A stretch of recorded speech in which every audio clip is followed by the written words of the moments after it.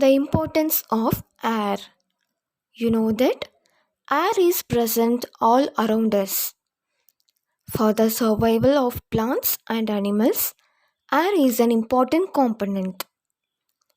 Air is made up of gases, water vapor, dust, and it also includes very small living things.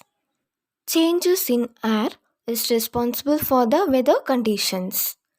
In this lesson, you will learn about the composition and the uses of air.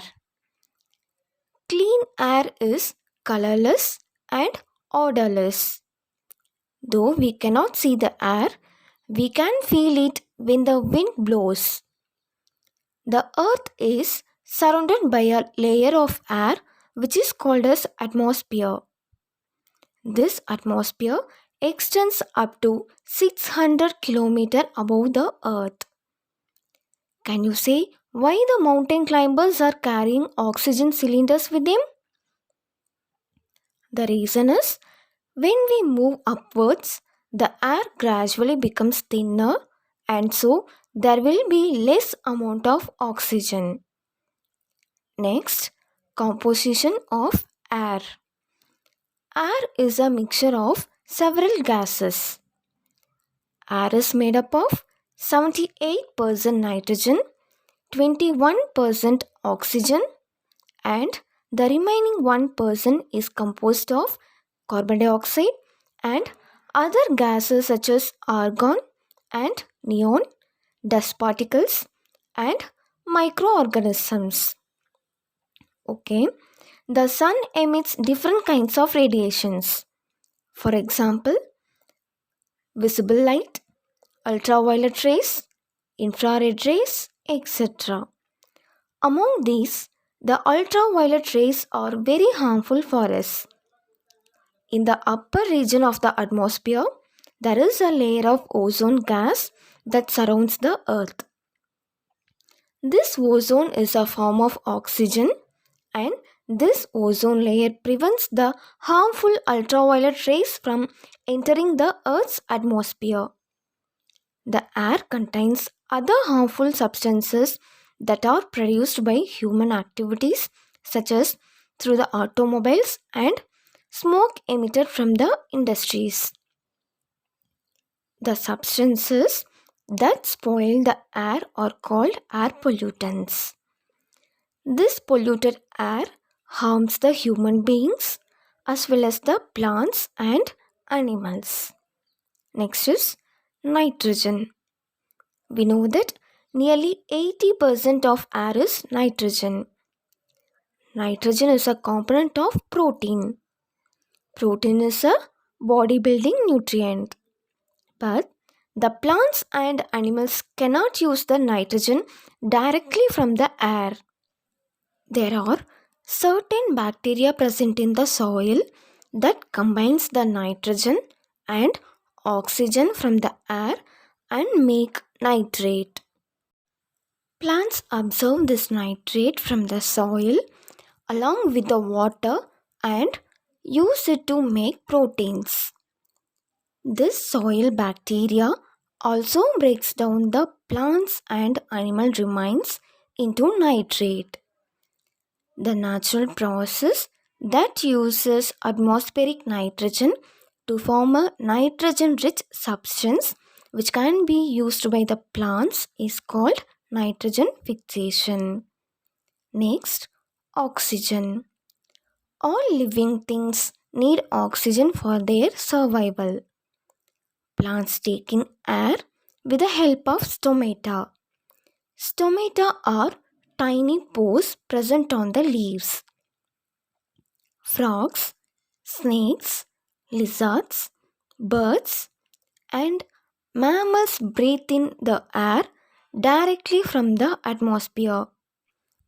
Insects have tiny pores called spiracles on their body that helps them in breathing. Then, how the aquatic plants and animals obtain oxygen? Oxygen can easily dissolve in water. So, the aquatic plants and animals obtain the dissolved oxygen from the water. Other organisms such as whales, dolphins, turtles, and sea snakes have lungs, and they come to the surface of the water to take in the oxygen directly from the atmosphere. Body needs energy. Oxygen helps in obtaining energy by breaking down the sugar. This sugar comes from the food. When we breathe in the air, we absorb oxygen from it and uses that oxygen for breaking down the sugar to release energy.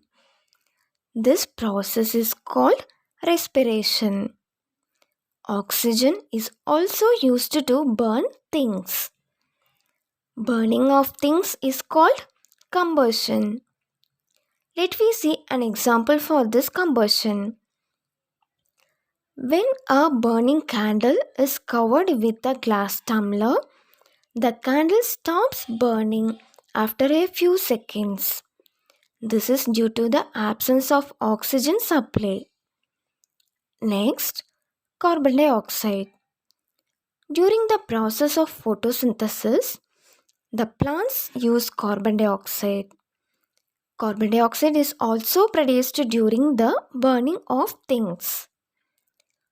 Carbon dioxide plays an important part in sustaining the life on Earth. Next, balance of oxygen and carbon dioxide in the atmosphere. During the process of photosynthesis, the plants takes the carbon dioxide and releases oxygen into the atmosphere. On the other hand, the animals takes in oxygen and gives out carbon dioxide, which is called as respiration. Plants also respire by taking in oxygen, but it produces more oxygen than it consumes. Thus, through the process of respiration and photosynthesis, the oxygen and carbon dioxide gets balanced in the atmosphere. Next topic is water vapor. Gaseous form of water is called as water vapor. Plants also add water vapor to the atmosphere through the process of transpiration. The weather conditions such as rain, snowfall, dew, and fog are caused by the presence of water vapor in the air. Water droplets forms the clouds. During cold night, the water vapor condenses on plants and forms the dewdrops. And when the water vapor condenses with the dust particles means then it gives rise to fog during the winter. Next, dust and smoke. Remaining 1% of air constitutes the dust particles and some other gases. When the sun's rays enters the room, you can see tiny particles floating in the air. So, the air contains dust, pollen, fibers, ash, coal, and metal particles from the industries and motor vehicles. The air also carries a wide variety of microorganisms such as bacteria, fungi, and viruses. These microorganisms present in the air causes diseases to human beings such as common cold. Next, uses of air. The air absorbs the heat from the sun and spreads it all over the earth. By this process, the air keeps the earth warm and thus the air helps in regulating the temperature in the atmosphere. The ultraviolet rays produced by the sun is harmful for all kinds of living organisms. The layer of ozone gas present in the upper region of the atmosphere prevents the ultraviolet rays from entering into the atmosphere and thus protects the living organisms. Wind helps in the reproduction of the plants by dispersing the pollen grains and seeds of a flower. Wind energy is used to operate the turbines, which is widely used to draw water and to grind flour, and the electricity is also produced from the windmill. The other uses of air are it is used to inflate balls and vehicle tires. It is used to apply brakes in moving trains. Parachutes and sailboats move with the help of wind. Wind is used to separate the lightweight waste materials from the grains. This separation process is called as winnowing. Musical instruments are played with the help of air, for example, flute.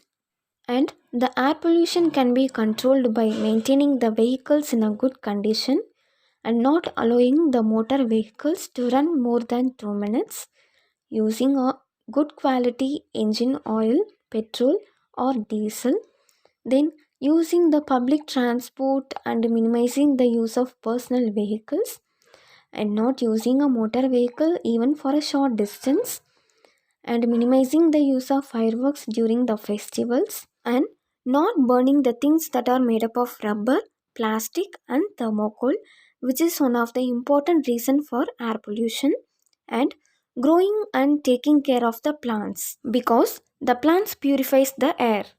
So, in this lesson, we have discussed about the composition of air, how the oxygen and carbon dioxide are balanced in the atmosphere, and the uses of air. Thank you, students.